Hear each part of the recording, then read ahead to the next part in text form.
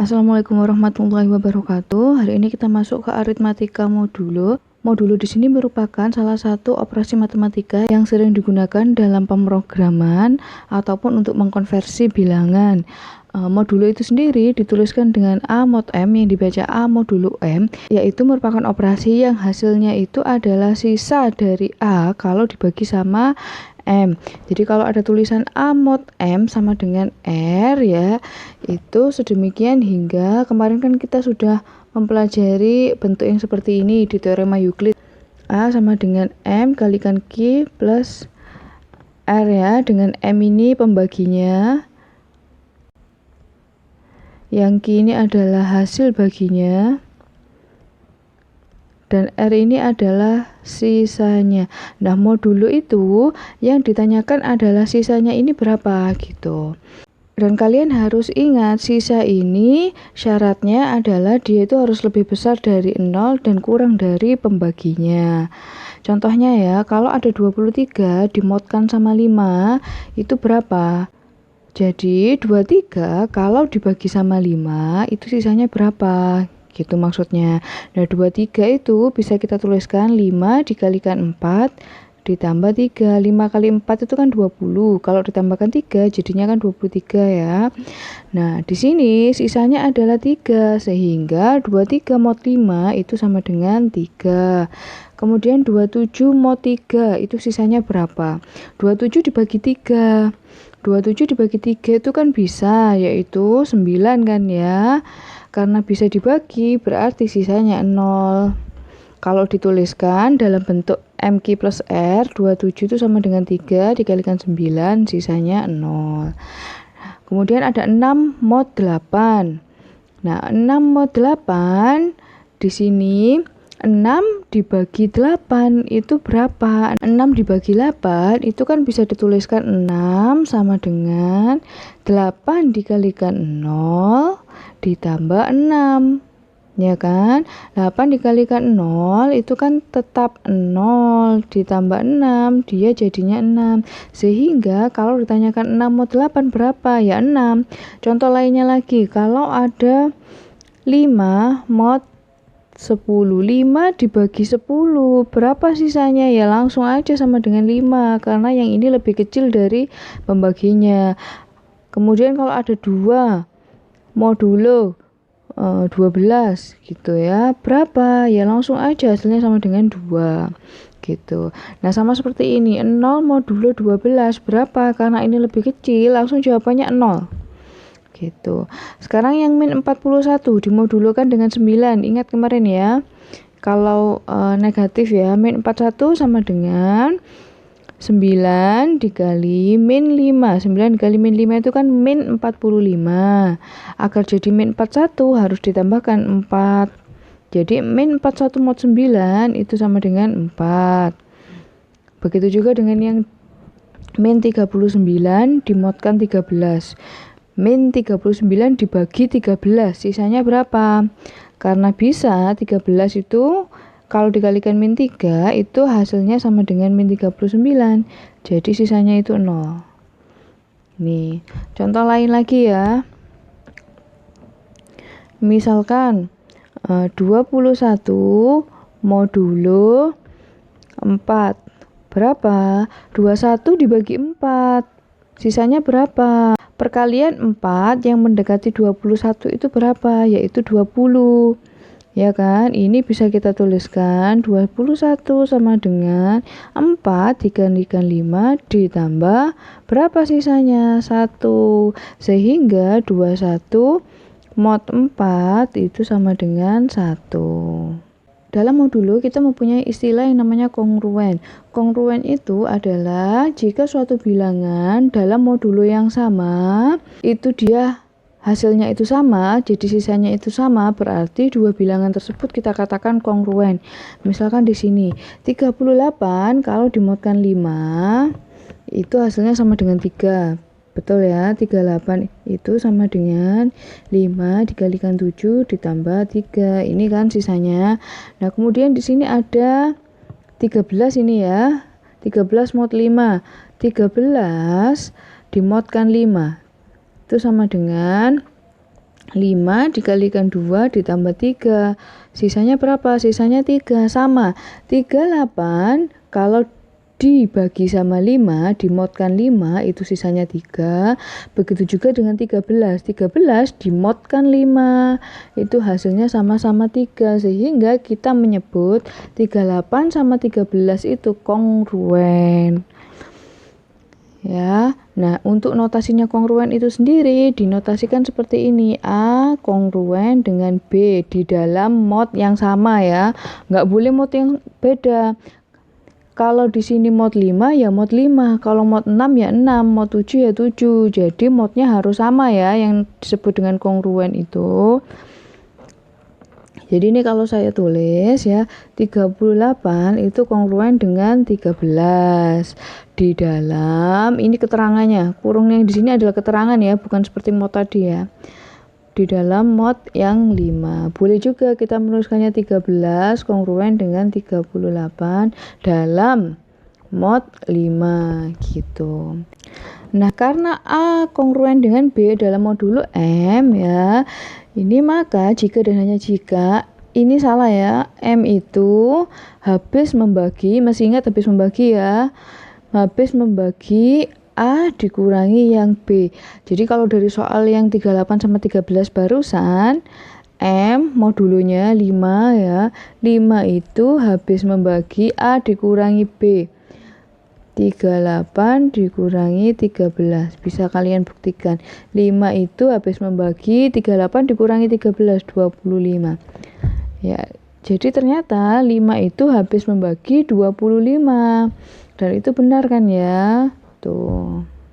Contoh di sini, apakah 17 itu kongruen dengan 2 dalam mod 3? Tinggal kalian cek aja, apakah 3 itu habis membagi 17 dikurangi 2? Pertanyaannya, 3 apakah habis membagi 17 dikurangi 2? Itu 15 ya. 3 apakah habis membagi 15? Iya, karena 3 habis membagi 15, berarti 17 ini kongruen dengan 2. Sekarang yang nomor 2, min 7 sama 15 apakah kongruen dalam mod 11? Ya berarti pertanyaannya tinggal 11 apakah habis membagi min 7 min 15? Ini tanda tanya ya. 11 apakah habis membagi min 7 min 15 berapa? Min 22. Oh iya, 11 itu habis membagi min 22. Ya, karena habis membagi berarti min 7 dan 15 itu kongruen dalam modulo 11. Ya. Kemudian yang ini 12 tidak kongruen dengan 2 dalam modulo 7. Kenapa? Karena kalau kita cek 7 apakah habis membagi 12 dikurangi 2? 7 apakah habis membagi 12 kurangi 2? 10. 7 apakah habis membagi 10? Enggak, karena ada sisanya ya. Karena masih bersisa, berarti 7 itu tidak habis membagi 10, sehingga 12 tidak kongruen dengan 2. Yang nomor 4 juga gitu ya, ternyata min 7 dan 15 itu tidak kongruen dalam modulo 3. Nah, selain menggunakan habis membagi tadi, kongruen itu juga bisa dituliskan dengan definisi modulo, aritmatika modulo ya. Kalau ada A kongruen sama B dalam modulo M, itu bisa kita tuliskan A sama dengan A ini sama dengan B, tapi ada tambahnya. Tambahnya adalah K dikalikan M. Ya, M itu adalah modulonya itu modulo berapa. Kita langsung ke contoh aja ya. Di sini ada 17 kongruen dengan 2 dalam modulo 3. Sehingga 17 itu bisa kita tuliskan sama dengan. Hati-hati ya, bedakan antara sama dengan 2 dan 3. Kalau sama dengan 2 itu ya hasilnya sama. Kalau 3 itu artinya kongruen. Tuh ya. 17 itu sama dengan 2 ditambah 3 dikalikan sesuatu. Berapa sesuatunya? Ya kalian cari. 3 dikalikan berapa? Yang ditambah 2 hasilnya 17. Oh, dikalikan 5. Karena 3 dikalikan 5 itu 15. Kalau ditambah 2 hasilnya adalah 17 gitu. Contoh yang kedua, di sini ada min 7 kongruen dengan 15 dalam modulo 11. Jadi bisa kita tuliskan min 7 itu sama dengan 15 ditambah 11 dikalikan berapa? Ya, ternyata 11 dikalikan min 2. Ini penulisannya saja ya. Ada yang menggunakan tadi notasi habis membagi, ada yang menggunakan ini, ada yang juga menggunakan definisi dari mod. Ini ya contoh 3.4 ini menggunakan definisi mod. Kalau definisi mod, A modulo M itu sama dengan R. Kalau A kongruen dengan R dalam modulo M itu bisa kita tuliskan A mod M itu pasti sama dengan R-nya. Ternyata gitu ya. Nah, di sini ada 27 kongruen dengan 0 dalam modulo 3. Bisa kita tuliskan 27 yang ini dimodkan sama 3 itu hasilnya 0. Seperti ini, 6 kongruen dengan 6 dalam modulo 8. Berarti ini bisa kita tuliskan 6 yang depan ini ya. Modnya berapa di sini? 8. Itu hasilnya sama dengan yang kongruennya 6 gitu. Terus misalkan lagi yang ini ya. Yang depan min 41 kalau dimodkan modnya berapa? 9 itu hasilnya sama dengan yang ini 4 gitu. Nah, kemudian di sini ada sifat-sifat dari kongruensi. Yang pertama itu adalah refleksif. Suatu bilangan itu akan kongruen dengan dirinya sendiri. Ya sudah jelas ya. Yang namanya 2 itu pasti kongruen dengan dia sendiri dalam modulo apapun itu. Modulo 10 misalkan ya. 5 itu pasti kongruen dengan 5 itu sendiri dalam modulo 8 gitu misalkan ya. Ya karena ini adalah bilangan yang sama. Jadi dia pasti kongruen dengan dirinya sendiri. Itu namanya refleksif, seperti berkaca gitu ya. Kemudian ada sifat simetris. Dua bilangan dikatakan simetris ya, kongruen itu maksudnya boleh dibolak-balik. Saya tanya dulu, 5 mod 2 itu berapa? 5 kalau dibagi 2 sisanya berapa? Sisanya 1. Nah kemudian 3 kalau dibagi 2 sisanya berapa? 3 dibagi 2 sisanya berapa? Sisanya 1 kan ya. Jadi 3 mod 2 itu 1. Nah di sini kalian perhatikan sama-sama mod 2 dan sisanya sama-sama 1. Berarti 5 itu kongruen dengan 3 dalam modulo 2. Nah, ini bisa kita tuliskan menjadi 3 itu kongruen sama 5. Boleh dibalik ya. Modulo 2 dalam modulo 2. Nah, ini yang namanya sifat simetris. Jadi boleh dibolak-balik penulisannya, mau 5 dulu atau 3 dulu. Ini namanya simetris ya, salah satu sifat dari kongruen. Kemudian ada yang namanya transitif. Kalau transitif itu ada P kongruen sama Q. Nah, Q-nya kongruen sama R. Berarti bisa kita simpulkan P itu kongruen sama R. Contohnya, saya tadi punya 5. Ini ya. Kongruen dengan 3 dalam modulo 2 ya. Nah, kemudian saya punya pernyataan lain, 3 itu ternyata kongruen sama 7 dalam modulo 2. Nih, 5 kongruen sama 3. 3 kongruen sama 7 dalam modulo yang sama ini ya. Modnya tetap harus sama sifat-sifat ini. Karena 5 kongruen 3 dan 3 kongruen 7, bisa kita simpulkan bahwa 5 kongruen sama 7 dalam modulo 2 gitu. Kemudian di sini ada teorema kongruensi ya. Misalkan kalau A itu kongruen sama B dalam modulo M ya, sama berarti ini modnya ya. Nah, kalau kedua ruas A sama B itu saya tambahkan C, hasilnya itu dia tetap kongruen. Jadi misalkan tadi 5 itu kongruen sama 3 dalam modulo 2. Nah, kalau kedua ruas misalkan saya tambahkan 5, ini saya tambahkan 5, ini saya tambahkan 5, berarti 10 itu nanti juga kongruen dengan 8 dalam modulo 2. Pasti seperti itu. Itu ya. Jadi sama seperti aljabar itu kan ya. Nah, kemudian kalau kedua ruasnya saya kalikan dengan bilangan yang sama, itu kongruensi dari modnya juga akan tetap sama ini. A dikalikan C itu akan kongruen dengan B dikalikan C. Misalkan tadi 5 kongruen dengan 3 dalam modulo 2. Saya kalikan dengan 3 kali 3. 15 itu akan kongruen sama 9 dalam modulo 2 itu. Yang nomor 2, kalau ada A kongruen sama B dalam modulo M ya, tetap modulunya berarti harus sama. Dan ada C itu kongruen sama D dalam modulo yang sama. Modnya harus sama, mod berapa gitu ya. Nah ternyata kalau ini ditambahkan ini, A ditambahkan C, itu akan kongruen dengan B-nya ditambahkan D. Gitu. A plus D itu akan kongruen dengan B plus D. Begitu juga dengan perkaliannya. A dikalikan C itu akan kongruen dengan B-nya dikalikan D.